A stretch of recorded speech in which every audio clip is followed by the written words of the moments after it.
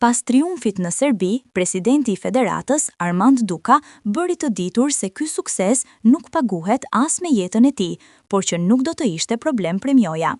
Mirë po, çfarë ka ndodhur pas asaj feste të çmendur, ku lojtarët kuqezi përfituan nga momenti të ngacmonin kreun e federatës rreth shpërblimit që do të jepesh.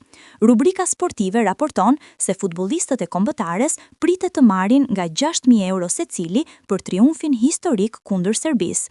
Për ndeshje të kësaj rëndësie dhe për më tepër që fitoria ishte jashtë fushe, Komiteti Ekzekutiv i Federatës Shqiptare ka miratuar shpërblim 6.000 euro për kokë. Megjithatë, nuk përjashtohet mundësia që deri para grumbullimit të radhës në nëntor, premioja për fitore në Serbi të ketë një shifër më të lartë.